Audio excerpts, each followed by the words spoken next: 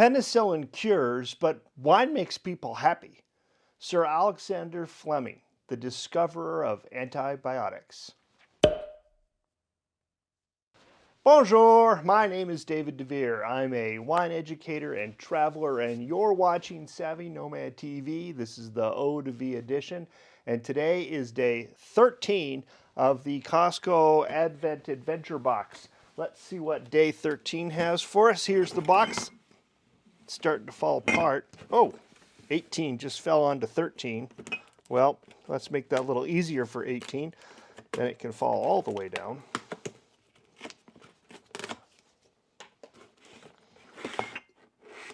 There it is. Red Hook Cabernet Sauvignon from Bulgaria. We've been here before. Bulgarian Cabernet Sauvignon. I believe we had this in the box last year. I think it even had the same label. And I've talked about Cabernet Sauvignon in our first episode this year. And I've talked about it before on this channel. You can see the flyout card here where I believe I reviewed a Bulgarian cab versus a California cab and talked about the subtleties of that. So I'm not really going to talk about this French grape varietal that is so incredibly popular that every place, including Bulgaria, believes they must grow it to gain some kind of international recognition. Bulgaria, if you're listening, just send us your Bulgarian wines, the grape varieties that you guys like to drink. We'll enjoy them. So what am I going to talk about? On the back of the label, it says very little. 2021, 14% alcohol, contains sulfites. So let's talk about that controversial topic for just a second. And here it is. Ladies and gentlemen, don't get mad at me because people do when I say this. Stop blaming the sulfites. If you are having a reaction to wine, which I believe you when you say you are, it means you're probably allergic to some kind of chemical component because let's face it, our bodies are chemical juices. We're just a big chemistry experiment in here. Wine is very similar. If you're having a reaction to something in red wine or white wine or any wine, it makes you sneeze, it makes your head flush, your face flush, it gives you a headache, it makes your throat itch. That is a histamine reaction, and you're reacting because you're slightly allergic to it. It's not the sulfites. Contains sulfites is put on there for one very specific reason, to alert asthmatics. It's an old concept that is really not used anymore or useful, but it's still required to be on there because of old labeling laws that are outdated and outdated scientifically. If you eat McDonald's French fries, you're going to have more sulfites than the most sulfites you're going to find in a bottle of wine. If you eat nuts, dried fruit, commercially made sliced sandwich bread, you're consuming more sulfites than you're going to find in a bottle of wine. And it's not even red wine that has a lot of sulfites. White wines have more sulfites. So if you say, oh, I can't drink red wine because the sulfites give me a headache, well, you're just frankly wrong because white wines contain more sulfites than red wines. Okay? Sorry if that hurt your feelings, but the truth is the truth. And here's another truth. Sulfites are put into wines as preservatives. They are antibacterial. Hey, my quote today actually goes with my topic. They're antibacterial and they're used to help preserve the wine. Does the wine need it? Not necessarily, because in the fermentation process, the components, the little guys are making, the little yeasts are making their own sulfites. They're creating their own antibacterial juice. But to be really, really confident, winemakers add SO2, sulfur dioxide, to the wine to help preserve it. Thus, you find it on other things that could rot. Bread, nuts, dried fruit, French fries, just to name a few. So, Don't blame the sulfites. You are having a reaction. It's not the sulfites. It's a histamine reaction. You're allergic to some component in that wine. And if that annoys you, stop drinking it. Okay, there you go. Let's taste our Bulgarian Cabernet Sauvignon. This wine has 14% alcohol in it, so if you don't have it proper temperature, it's cold in here today. It's 11 degrees this morning outside. So this is, believe me, proper temperature. It may give you a little bit of a burn, which, you know, hey, you might as well experience that because it's interesting. Often when you go to restaurants and order wine by the glass, it's served way, way too hot, especially red wines. They keep them down in the bar next to an exhausting vent or something, like next to a refrigerator vent, and they're usually way, way, way too hot, and that's where you get that throat burn. If you're getting the throat burn, you know it's because the wine's served at the wrong temperature. It's too warm, and it shouldn't be. Okay, I've filled out the top of my tasting card here, and I've got my big white spot, and we're going to look at our wine. It is more red than purple, so that means it's got a higher pH level. If it's more purple than red, it's a lower pH, so it's more acidic. Yes, red wine changes color based on acidity. I know, it's pretty cool. Okay, so I'm going to go with, I'm going to circle the old red color. That's easy. Now, let's look at the aromas. Think about the aromas. I opened up the wine, and straight off, I got kind of a yeasty, almost bread-like aroma coming from it. That's not what I want, but let's give her a minute to open up, and we'll then smell it. So let's stick our nose in. Yep, I don't get that yeasty aroma anymore. It's not overly expressive. Maybe a tiny bit of strawberry.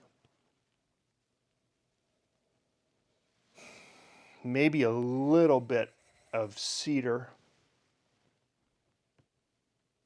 And maybe a touch of vanilla. Well, actually, I guess that's a lot more than I would think. But I said not very expressive. I just came up with 3 things. So, okay, don't think about it. Just go around the chart. Here we go. Citrus, no. Berries, sure. I guess I'll go noticeable. Orchard fruits, I could be convinced, but no. Tropical fruit, no. Flowers, no. Vegetable and herbs, no. Roasted, sure. I'll give that a go. And earthy, yeah, we'll put the cedar into that. False. If it had been yeasty when I smelled it again, not just when I first opened it, if I got that bready, yeasty aroma, then I would have given it a dot for false. But I don't get that anymore. So, okay, that's it for the aromas. Let's taste it.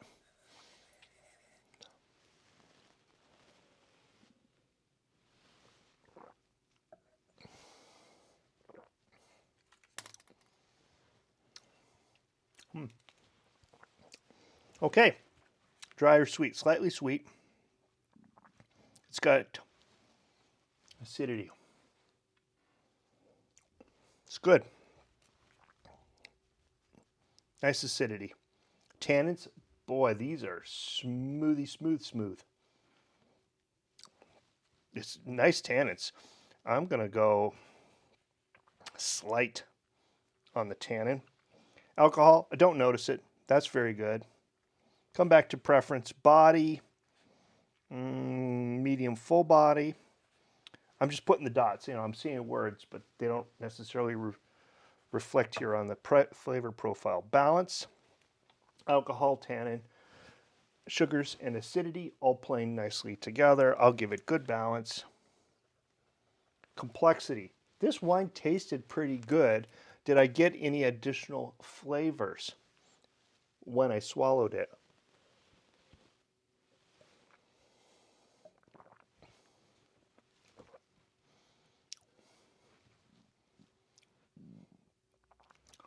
It's a little bit like cassis, that's black currant. It's got nice. It's actually pretty darn. It's actually pretty darn good. Okay, complexity, yes. And the finish, it's medium long, and as the sensation and the grippiness of the tannins is good. So, all right. That's good. Let's move over to scoring the wine. Appearance, 3. Bouquet, 5. Taste, 4. I liked it. That was good. Finish, 2. And impression, 2 points. Best cab I've ever had? No, that's a 3. Or very, very good cab. That would be 3. This is a little bit thin.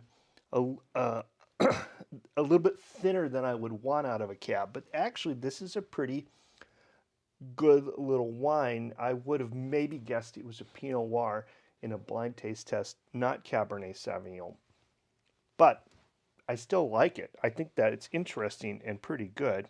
So I'll mark that here on preference as well. Honestly, I'm a bit surprised. Okay, I'm going to go do my chart, fill up my math, and I'll be right back. All right, here are my final scores. Ta-da! For our Bulgarian Cabernet Sauvignon. 16 points, squeaks it right into excellent, from just over the line from good. 1 point above good. I think it is interesting. Is it excellent? I don't know. Maybe I was overly generous with my scoring, but it's a good wine. It's fine.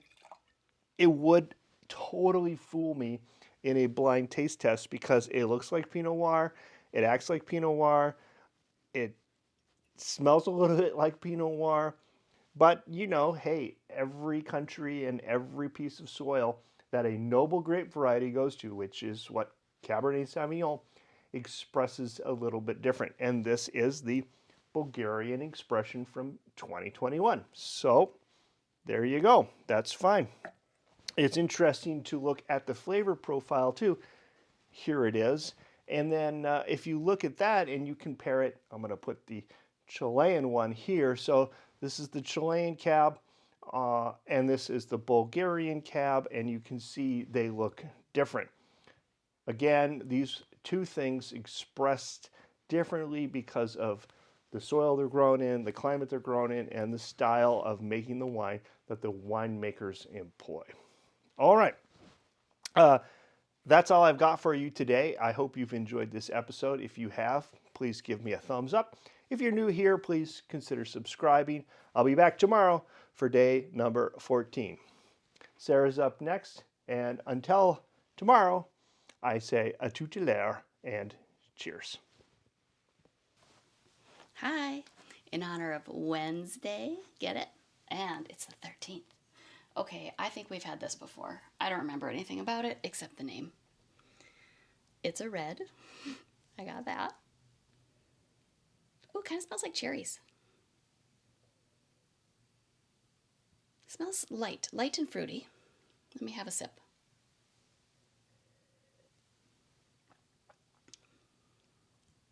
Kind of cherry, cranberry, thin. I'm not minding this. Cheers.